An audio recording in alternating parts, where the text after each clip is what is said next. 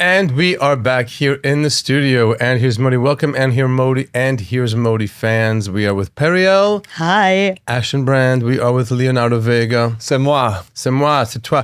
Pope Vega. As you guys know, these are not in the correct order. And recently the Pope has taken upon himself to name himself after my husband, Leo Vega. I don't blame him. And it's a great name. So easy. Who the hell can spell Francis? I'm a tzaddik. You're a tzaddik. You're absolutely a righteous person. And the popes knew that and said, I will name myself after Pope XMX, Charlie XMX. What did he have? I went to go see Charlie XCX at Barclays Center. How was it? It was good. I didn't go. I didn't feel as old as I thought I was going to feel there, but there certainly were a good representation of the Gen Zs. Fun to see what the kids are wearing, what they're doing. What were they wearing? Nothing. They were a little cracked out. It was basically like a giant rave. For those of you who don't know Charlie XCX, listen to her critically acclaimed album Brat, which was released last summer. You've probably heard it if you have younger kids in the house, or me, or a gay in your life. But it was great. You really enjoy going to these concerts, right? Like I see you posting every now and then these like amazing kind of videos. I'm always like, those are usually more raves. This was like a proper concert at Barclays Center, but because of her music, it was basically just the giant rave. Got it. Okay. Yeah. Now, Modi did not come with me, to say the least. I didn't. Do you not enjoy this sort of thing? It's not music I know. It's they had seats. It wasn't like you could move and dance and just catch a groove and all that. So I didn't want to stand there with a seat in between seats and in between people. So I opted out. I will be trying to take you to Lady Gaga. I will be going to she's Lady Gaga. At MSG in August or September. And Lorde yesterday, the pop star from New Zealand, as we've discussed on this show before, she is releasing her tour dates as well. So you're going to be coming to concerts. I'll be coming. I love a concert. You love a concert? With the right people, going with Leo and our friends, and it's fun. Like I say, I'm the only guy that gets to live my 20s and currently my 30s over. Right. And it's just so much fun because now we have money while I'm doing it. So, so the seats are good, everything around it is good, and it's fun, and it's fun, and it's fun. So that was that. You can't get me anywhere if it's not like in the first 10 rows. Like I'm not leaving the house to go to any show, any concert, any game, like unless I'm really close to whatever stage or court or whatever it is. Well, I usually like to be in the general admission standing room only pit. Yeah. This way you can move around. I don't want to move around. Of course you do. You don't want to be locked in a little caged area. No. It's I want VIP comfortable seats. That's what I want. Or I'm not going. I saw Dua Lipa. Anti-Semite. Anti-Semite alert. Whoop, whoop, whoop. That's good. We should get an anti-Semite button. I did see her. This was before she made her alleged comments or whatever. I do still like her music. Sue me. But I saw her we saw her at MSG in one of the nice VIP booths, like suites, and it was fun when you have friends with you because you can like dance up there and they have food. Yeah, the VIP booths are cute. Jewish listeners, do not take that literally when Leo said "sume." Yeah, please don't. I also might be seeing Beyonce in London in June. First I'm hearing of this. You were on the call yesterday with Michael Hoffman. No, I wasn't. Didn't you famously buy like 10 Beyonce seats? Yeah, and I sold them at profit because I'm a businessman. Exactly. I kept some for myself, obviously. Right.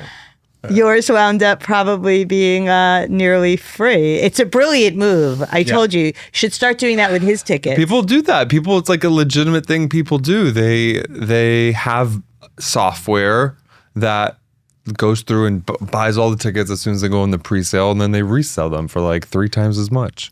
You're sitting next to a gold mine. Yes. People do that with your tickets too, by the way. I don't know why you're not not doing that with his tickets. I know, I really should. That's when my mom calls me when one of her friends buys something off like after sale.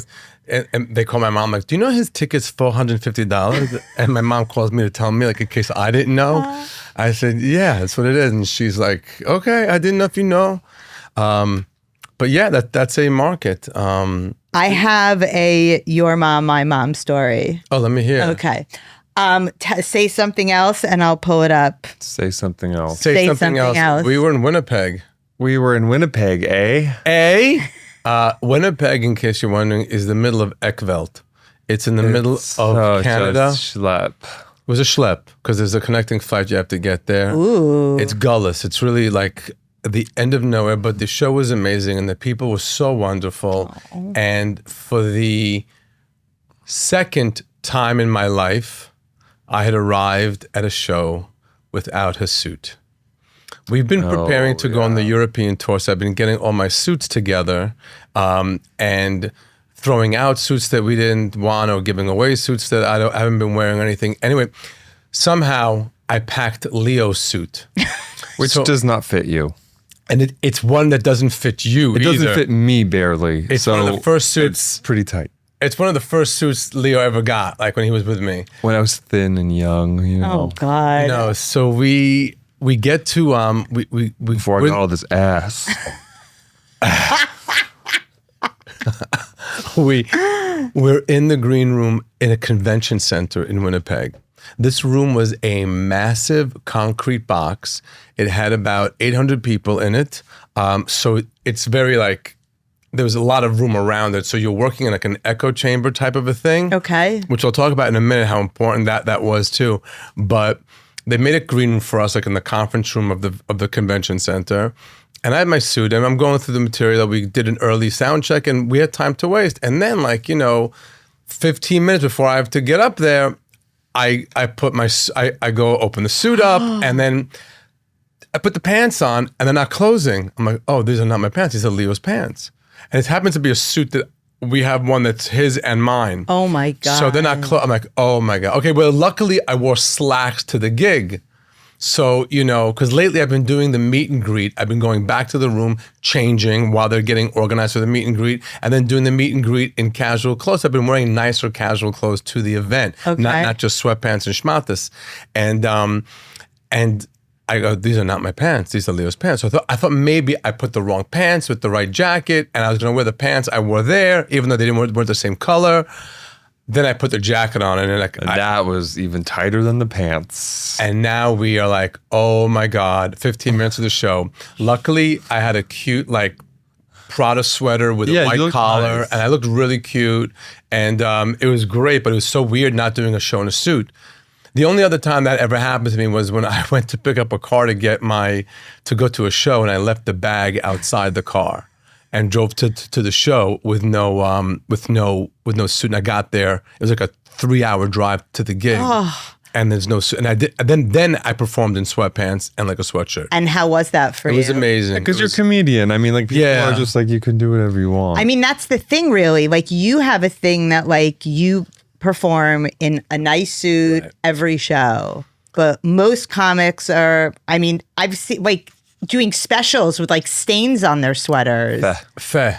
No, that's not Have stains. some self-respect. That's I know it's about Louis C.K. He has sweat stains under his breasts, but it's so him. It's fine.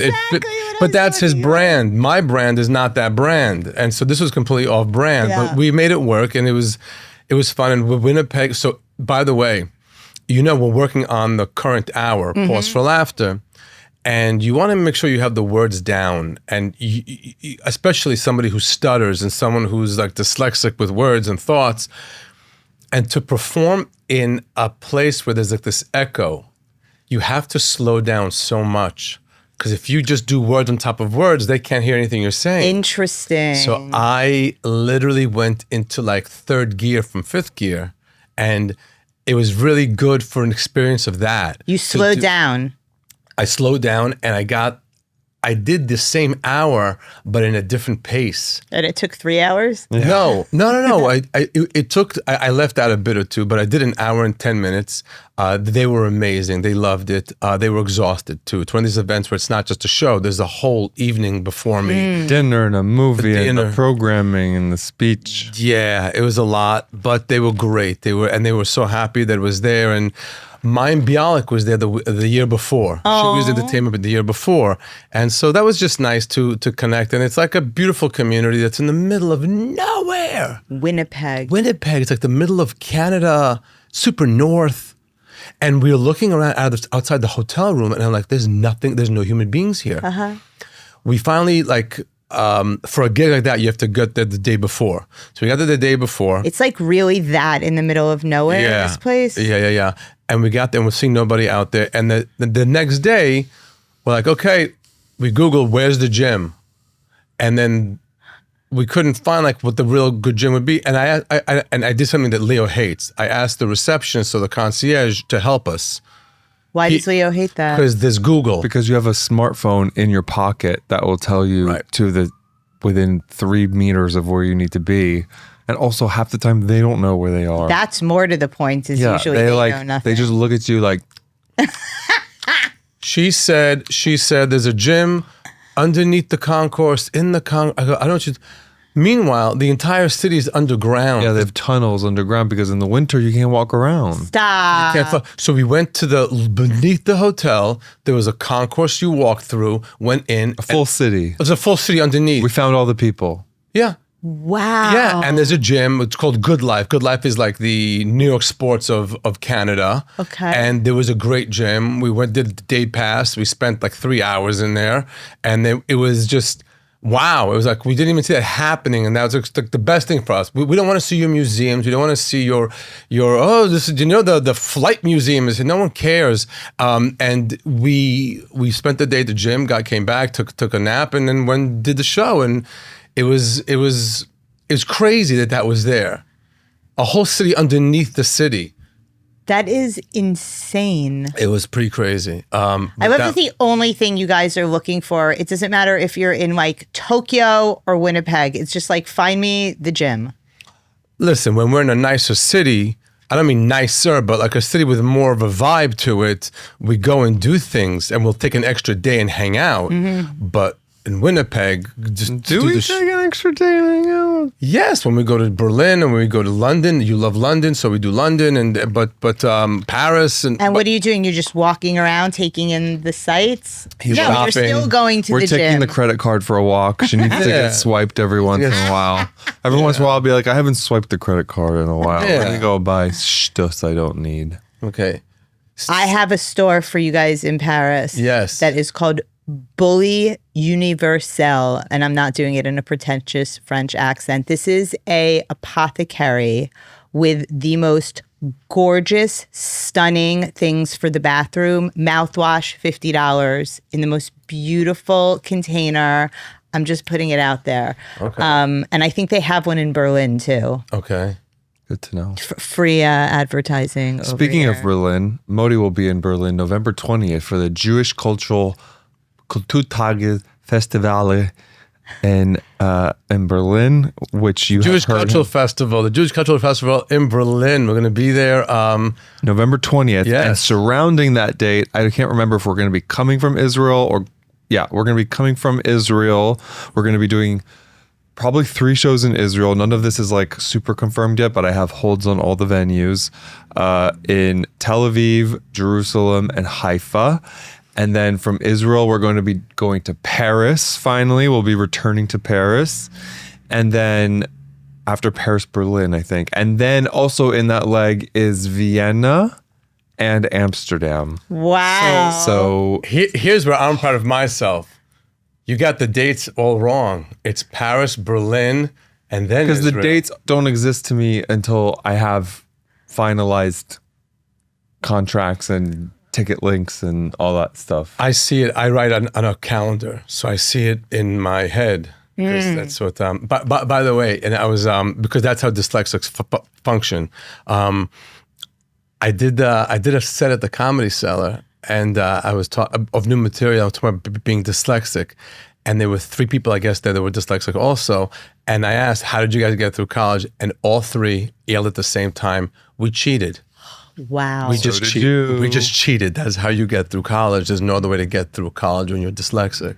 But now I'm getting all of this dyslexic stuff on my Instagram because I guess my phone was in the room, and it's pretty amazing that they know how the world, how the mind of a dyslexic person works. It's exactly the way I do comedy. I visualize the whole scenario. I'm basically describing a movie I'm seeing when I'm doing my comedy. What do you mean? Explain that a little bit. So if I'm talking about what's one of my Trader Joe's. Trader Joe's, I'm living through walking into Trader Joe's. It's all a visual that I'm describing to you. Okay. It's not the words and I'm getting to the punchlines and it's memorized. It's I'm totally in the picture. I have the picture of the person I'm speaking to. I have the picture of the Trader Joe's, the bucket, the not the bucket though, the cart that they walk around with, and I was like, wow, that's really how I function. And when I look at a schedule, I can't look at that little schedule with the little things. I need to have it like all printed out in big, bold things. And my set list is exactly what a dyslexic person's set list looks like. And it was pretty crazy that, first of all, my phone just began here.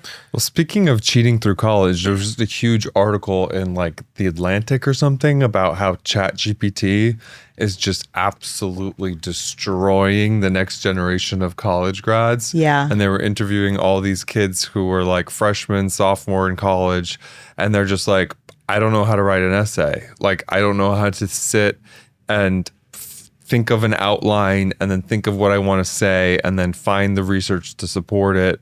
They just talk to Chat GPT, and some of them are literally just copy pasting the prompts that they need to do. And then they just take whatever they said, whatever Chat GPT takes me, I barely even proofread it and I turn it in. Horrible. And then other people tried to be like, I use it as more of like a tool, but like you can tell, like, I mean, I don't blame them if you have something they could do. I mean, I feel like I'm the last generation of college grads who I'm the last generation. People my age in general, I think, were the last of a lot of things. We were the last generation to play outside. Mm-hmm. Then once we were like a little bit older, we kind of got the benefits of like a more established internet, like an internet culture. Like I got MySpace and How MP3s. old were you when you got a phone or a computer? I was in 6th grade when I got a phone. Or maybe 7th grade. No, 6th grade. I was 60. But I played outside. Before that, kids didn't play outside. What do you mean before that? After that. Oh, after that, kids don't really play outside. They don't play with each other.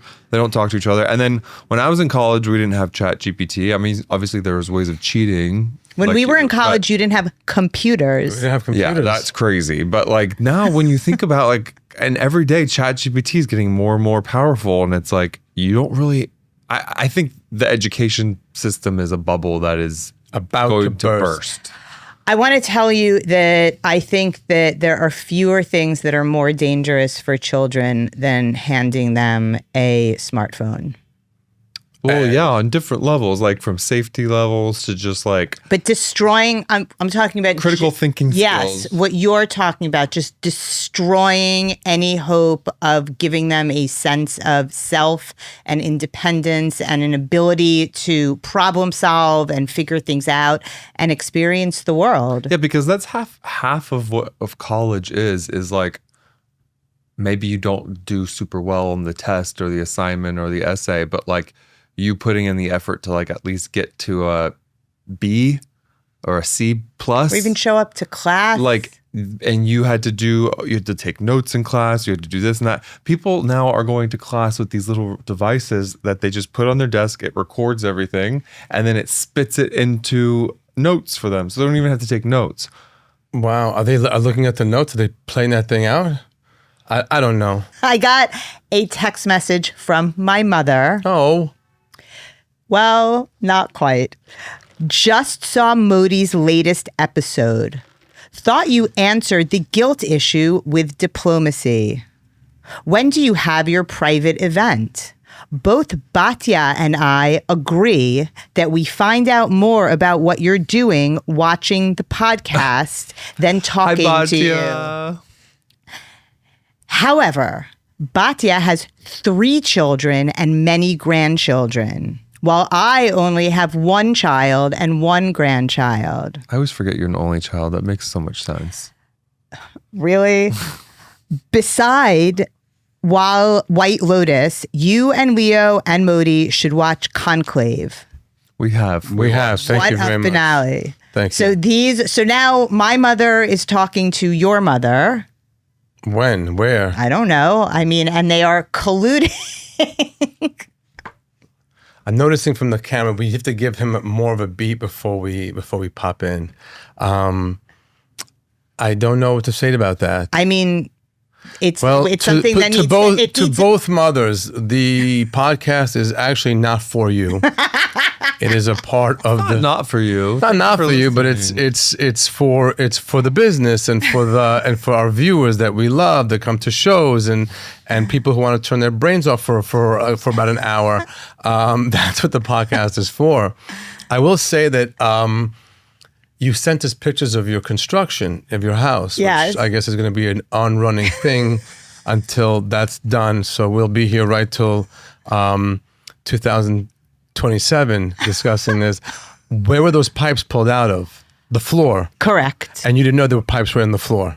No, I did know there were pipes in the floor. We're redoing the plumbing, right? Obviously, but so yes, the house is on a concrete slab. Remember, right, so the piping is in the floor. The problem is that the floor is now in the backyard, so there is no floor. Okay, they're laying down new pipes, and I sent you guys. As you're describing this, I'm just thinking of the fact that there's full-on construction happening in our house in Connecticut, and I have no idea what's going on. No, we are so. Let me tell you that no idea. Let me tell you how zero procrastination, which is something that one of the viewers asked us. Leo has zero procrastination. It's a gift. Yeah, it's called anxiety. That's why. I think it's just zero procrastination. It's just how he's wired. We landed in LaGuardia. He opens his mail, and the contractor said, hey, the tiles you chose aren't going to be available till mid-June. Here's 2 different options that could be, and this is like while the plane's deloading, deboarding, deboarding, and people are getting their bags up, and everybody's looking at, and Leo's like, here are the 2 options. He said this, I go, and he picks and sends and done in that one moment. I'm very decisive. Yeah. And that's something that's happened in the last 2 years, I would say. Were you not decisive before? I wasn't not decisive, but I don't know. Just lately, I've just been like, yes, no, and like no regrets. I think that's confidence. I think that's confidence more than it is decisiveness. When you're confident in knowing that you do make correct decisions. I do make correct decisions. Yeah. Just look who I married. Exactly. Aww. I married the Pope Leo.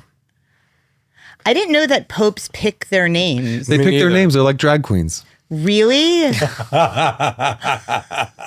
Popes are like, they're not drag queens. They're not drag queens. You see what those girls are wearing, honey? Those shoes, honey? Those robes, honey? I'm obsessed. I would in a second. The smoke theatrics. They just need to bust out with jazz hands in a dance number. They're busting out with other things. They lock themselves in that room. Did we discuss this last time? We have discussed popes before, but we can do it again. I mean, the Vatican is, I think, I hope spiritual awareness and energy to move the world forward comes out of it. But it is what the people there are literally. They're the world's largest. It's like Fire Island. You have everybody is either like in their 60s or in their 20s. There's nothing almost in the middle. Everybody it looks like Pope Francis or Pope Leo, and the rest that are walking around there are stunning people that look like Leo, like this beautiful haired boys and young men, and the guards are like stunning, and they're each, have you caught the size of them?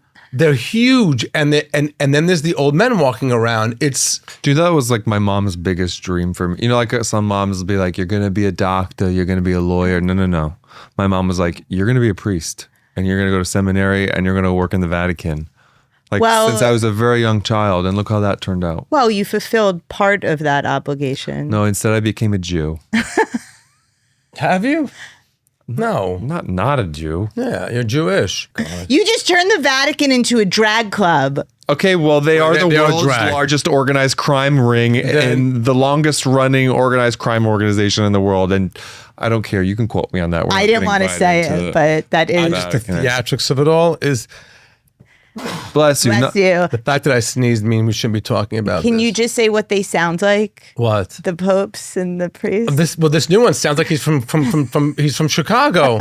I'll take a deep pan pizza, please. I'll take no, but he did a little bit of his Latin. Dominos, Sikos, Kisos, Mitos, Sritos, Ratatos, Kakapos, and Tacos. He wasn't like the other. Usually you give an Italian guy, he has the Italian accent. Bililano se novalla di Gennaro Ballo. He's been young. walking around the house like this for 2 days. Oh yeah, I will. If I watch Conclave, that's all I talk about. I talk like the Conclave. If I watch the Crown, I talk about the Crown. I talk just like that. No, but the priest is really good. The priests are. Listen, it could be a moment in the world that things are changing. There's a young guy that speaks English and came from Chicago, and he could continue on in the legacy of the past pope and be nice to people. Be nice to people. Just That's be nice good. to people. Yeah, just be nice. Accept You know them. who's nice to us? Who? Our sponsors. Yes, from the Pope to A&H Provisions, Glock kosher food that is on the next level of holiness. It's glatt and deliciousness and prepared beautifully and looks beautiful, and everything's available on kosherdogs.net with a 30% off your first purchase with the code MODI. And we thank Seth, our partner here, and our collaborator, and thank you very much. And of course, Whites and Luxembourg, the law firm that not only does well, they do good, super philanthropic. And they are also our collaborators and helpers out here at the podcast. And thank you, Arthur and Randy, for listening to the show and telling Arthur what we talk about. And that's it. Thank you to our sponsors. And go ahead. We got a question. Well, we got a few questions, Go but ahead. one of the questions that I thought was relevant for the Pope conversation is: have you changed spiritually in the past 10 years? So it's funny. That's a great question. Have you? Yeah, I became a Jew. Are you leaning into this you becoming a Jew thing? I mean, think about it. The other day we were you know how much time I spend in schools and synagogues He's and not rabbis' offices and every time we're in a rabbi's office, what am I doing? I'm pulling books off that shelf. We have had a few gigs in a row that were synagogue gigs, which I love. I love a synagogue gig. You go into this massive synagogue that seats 2,000 people, and it's packed, and it's never packed. And it's a Wednesday night or a Sunday night, and it's not the high holidays, and they're in shock at how packed it is. They haven't seen it like this, and the show's great, the sound's good, and all that. But the green room is the rabbi's study. So we get there 2-3 hours before the show, and then Leo just had this opinion. He goes, "Why am I in a rabbi's study? Why is this happening right now? Why am I in a rabbi's No, because study?" it keeps happening, and it's like, Well, I feel like Maybe you God should is be- playing a joke on me. Or you should. That's funny. I was running away from the church too much, and he was like, "All right, fine, but you're gonna have to be in a synagogue instead." yeah, and they all love him, and we've had some great. But how have I changed spiritually? Other than becoming Jewish, maybe you should become a rabbi. No, it's not for me. I feel like I've become a little bit more tolerant. Okay. Oh, you don't seem to agree with that. Would you like to elaborate? I'm with you. I'm dying to know where the verse is going to. Tolerant of what? Well, especially I think within Judaism, I've realized that there's so many different flavors and sex and choosing your own adventures, that like not all of the preconceived notions and stereotypes and maybe my own prejudices that I had against Jews are applicable to everyone. Still some people, but not all of them. Do you agree with that? I don't know. It's tolerance. Whenever we do these events, when you do a Jewish event, don't forget this is all they have on the calendar for the year. So when you're going to do a show at the Beacon, When you do their gala, Yeah. when you're going to do a show at the Beacon, you are on the date, and there's around your date 1,000 other shows happening. Right. They're just that night they woke up. Who's here today? Modi. We're done. When you do a Jewish event, your poster is in the lobby for a year.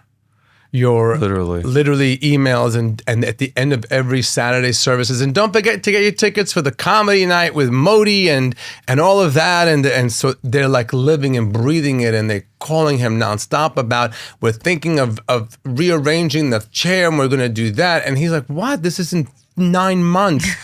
And so I had someone reach out to me 2 weeks ago for an event in September. And I was like, girl, I don't even have airline tickets booked for 3 weeks from now. right, so he'll turn to me and goes, they're so annoying. They're so annoying. But now what we he's tolerant. Most of them are very nice. Very, very nice. Very sweet people. They I can only say that having been on a small fraction of these email chains, that you're always so nice. So I don't know what's going on inside your head, but you seem you're doing a very good job. It's what I'm doing is as I'm copy pasting the whole conversation, I'm saying into Chat GPT, this person is annoying the hell out of me. Please respond to this email in a professional, friendly way. Enter. And I clean it up a bit. And then everyone's a winner. Anyway, that sounds great. Thanks, Leo. I saw that that question as well, and the have you changed spiritually. I will tell you, I've had 2 in the past decade, but they've actually been in the past 5 years. Okay. First was COVID and realizing what Mashiach energy was, and then October 7th were both things that brought me to next spiritual understandings, I think, more than change. Okay. COVID, Mashiach energy, when people came back out to the theaters and you saw them all laughing together, I'm like, oh, this is what Mashiach energy is. And then obviously more on that. And then October 7th, the uniting of people, you saw that happening, and that raised my different spiritual awareness of those things. And I don't know, and acceptance also. It's just the gay acceptance, the people that I'm doing show for. There's 1 or 2 complete idiots, but the rest are so sweet and so nice and so great, and that's where the I think change is coming. I don't know. Don't you feel like the world's about to change for the good? You keep saying that. I sure hope so. I sure hope so. I have changed spiritually in the past, I would say 5 years or 10 years or whatever, but I think 5 years probably. I think since I became closer to you, I also became much more open-minded about Jewish stuff. I remember you once said to me, like, I was like, oh, I don't need mezuzahs and all that. I don't put those up. And you were like, well, you can if you want to, or you don't have to. But just so that you know that when you put a mezuzah up, like, it's just bringing good energy to every room that you put it up in. And then I started putting mezuzahs up because I started thinking about them differently than I had. Yeah. And I agree that October 7th also made me feel like it's really important to speak up for the Jewish people and reclaim our... Well, you were doing that for everything, for the Ukrainians, for whatever needed help. You were doing that. But the mezuzah it's an antenna. Those letters are antennas. If you look at the Jewish letters, they're antennas. They have they all end up with that little chupchik on top. Wow. And that's what draws in the energy of God, and what's written on there is that God is oneness. Hashem Echad is oneness. It's not a guy up there, it's oneness, and you're bringing that into your room. And love that. and so that's what it is. On that note, we can tell everybody that we will be oneness with many people in Europe. No, this is probably going to air way after that. In a few weeks. In a few weeks. So, Well, but no, still. So go to modilive.com for all of your show needs. But the Europe dates might have started already by the time this airs, but I think we might still have some left. But the ones that will be available are the Summer Laugh Away Camp series. Inspired by your favorite Jewish tradition, Sleepaway Camp, we've done Modi's Laugh Away Camp. And that is going to take place in Indianapolis, Indiana at the Helium Comedy Club, Columbus, Ohio. That's on June 23rd. Then June 24th, Columbus, Ohio at the Funny Bone. Hampton Bays, New York. We added a matinee show on August 10th. So we're doing 2 shows on August 10th in Hampton Bays. The 8 o'clock show is sold out. The 4 p.m. show we just put on sale. So there are tickets available for that. Then we go to Omaha, Nebraska, which I've never been to, and I hope there's Jews there. August 13th at the Funny Bone Comedy Club. And Kansas City, Missouri, who our agent has been trying to get us there for some reason for a long time. I'm not holding my breath. If you're from Kansas City, prove me wrong. That's on August 14th. And then after that, like we mentioned, the other date that's currently live and you can register is the November 20th show in Berlin. And there's more coming. Like I said, all those other November dates, including Paris, Amsterdam, Vienna, those will all be coming soon. At the end of the day, everything's available on modilive.com. Also, the Modi merch, Mashiach Energy merch is on sale. Get it. We're not making crazy money on this stuff, but people wearing it, people seeing other people wearing it and discussing, what does that mean, Mashiach Energy? We saw people wearing it in on the Walk of the Living. I love that. In Auschwitz. In Auschwitz, they were the Walk of the Living. They had that, and it was just, that made me so happy. And you listening and you writing into us and you being a part of the podcast. And here's Modi. We thank you so much. And that's it. Mashiach Energy, everybody. Thank you for listening.